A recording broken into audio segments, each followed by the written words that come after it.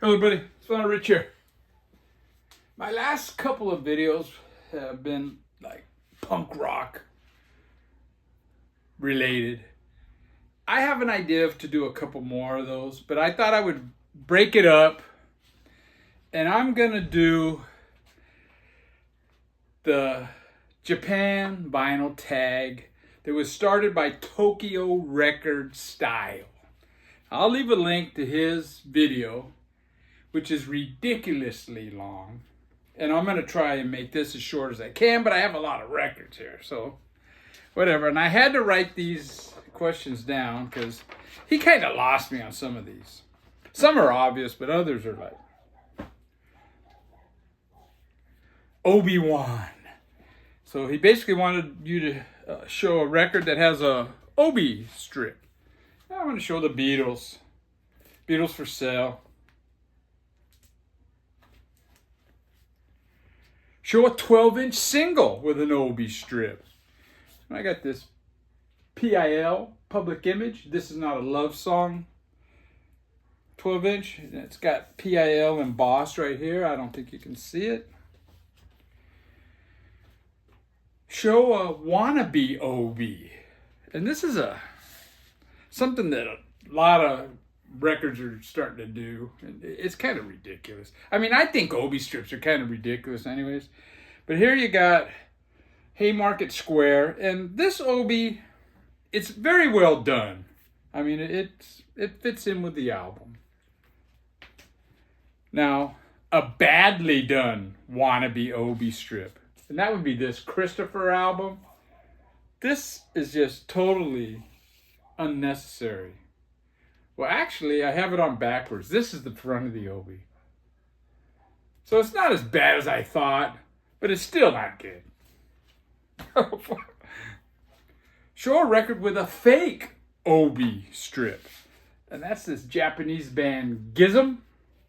Right here's the picture of the band. Now, this is a reissue of this album, and they glued this piece of paper to make it look like an Obi strip, but it's not. It's just a piece of paper glued on. And the reason they did that is because the original had like a swastika on the cover. And that's not cool. Now, Gizm was one of the first Japanese punk bands that I had ever really heard. And it was Endless Blockades for the Pussyfooter. And that song, it's actually the second song on side one of this comp. Peace. War. Bunch of punk bands from all over the world. Show a Japanese 60s band. Well, I'm going to show Jax. This is Vacant World. Fantastic. This is a reissue on a pretty popular label, and I forget what. The back is all written in Japanese. Pretty cool album. A Japanese punk band that you have two records of. I'm going to go with Gauze. We got Fuckheads here, and then we got this one. Equalizing Distort.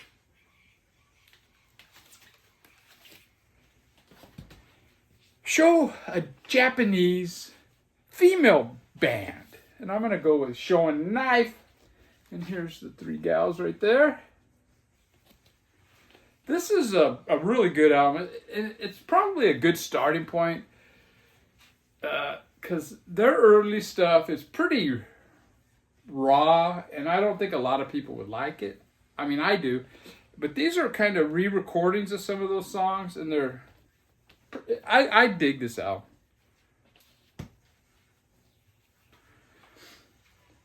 Show a sunset, a sunrise, and a sunset soundtrack. I didn't have to think very hard. I'd have to go with the Tits. The Tits are always good with a sunrise or a sunset. And this is great punk tits. Japanese hardcore punk band. City Sounds. I got to go with G.G. Allin and the Jabbers. 1980s rock and roll. This is basically a comp of their first 1, 2, 3, 4, 5, 6, 7 inches. I guess the Jabbas were the first band that Gigi was in that actually released records. Zen listening. Now, I'm not much into Zen, all this yoga, meditating stuff. I mean, it leaves you susceptible to evil. But the best I could do is this Gigi Allin, Portrait of an Artist.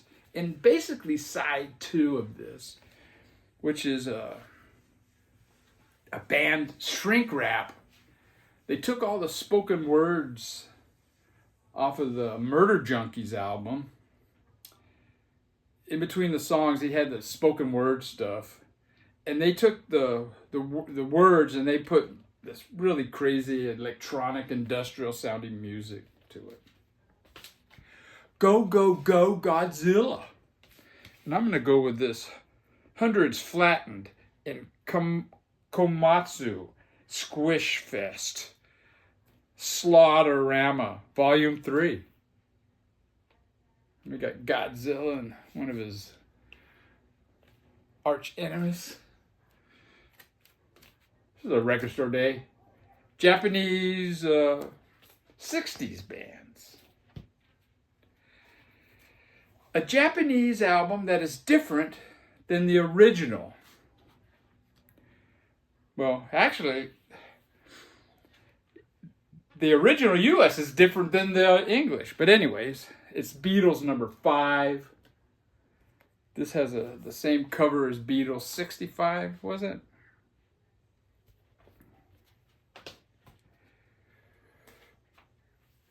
A Japanese skinhead album.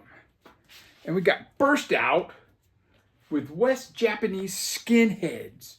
Now, who would have known there were Japanese skinheads?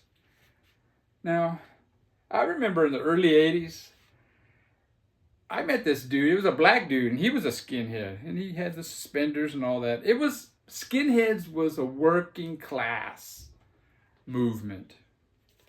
And then, Ray Metzger kind of saw an opening there, and he kind of... Okay, a band with a Japanese singer that you met at Al's bar after she had an argument with her boyfriend, and you may or may not have had sex with.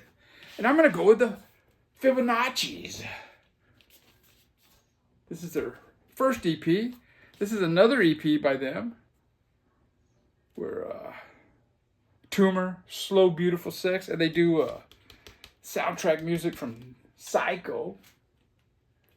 There's no pictures of Maggie's song on there. I have an album by them, but it doesn't have a picture either, so whatever.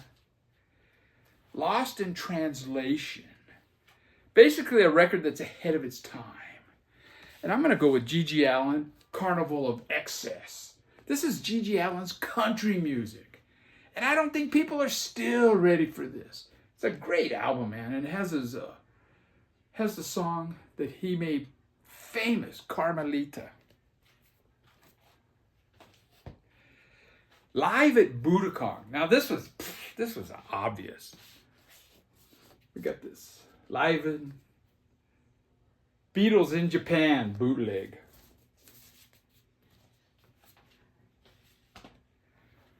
An album where it's a live album of Japanese bands, and it's this comp called Gig. And these are all the bands that are on there. Most of these I've never heard of. I have music by them. I have music by Gaz. I have music by Otto or whatever. Yeah, Lip Cream. Really hardcore stuff. An album where one side was recorded live in Japan. And that would be Weather Report's second album. I Sing the Body Electric. And side 2 was recorded January 13th, 1972 in Shibuya, Kokadido Hall, Tokyo, Japan. Boy, I bet you I pronounced that right. Okay, and a live album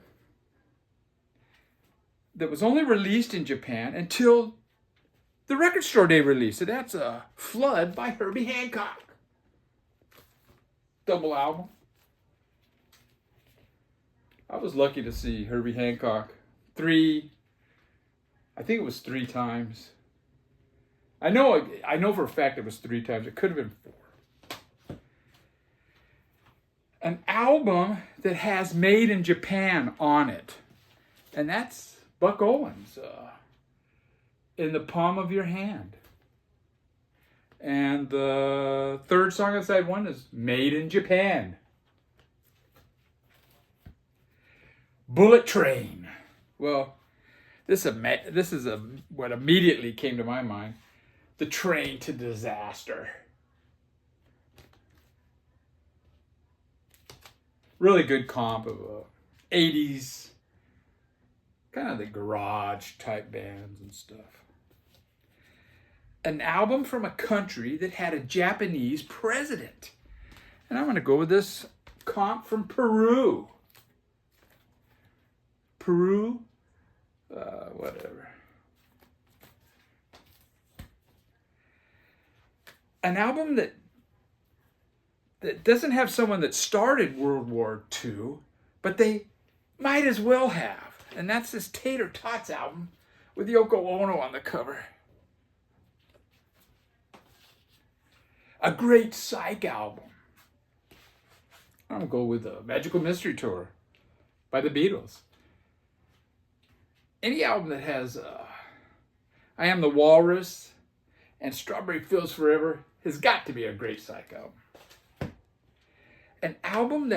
A Japanese album by a Japanese band that looks like a Crass album. And I'm going to go with this one. Zoyu or whatever, I don't Zoyo. Look at this dude's mohawk. I don't know if you can see that. That thing is that's more than a foot tall, dude. This is another one, very hardcore. Your first Japanese punk album that you bought. And it would be this. For album comp, I guess. You got Lip Cream, Systematic Death, Otto, and Gauze. I didn't really like this when I first heard it. It's pretty extreme hardcore music. And finally, a half Japanese, half American album. And I'm going with Smokey and Mihu. She's from Cibomato, half of Cibomato, I guess. And that's it, man. Tokyo Record Style. Check him out. A very nice guy. I figured I'd better do this before he had a fit. But anyways, take care, everybody.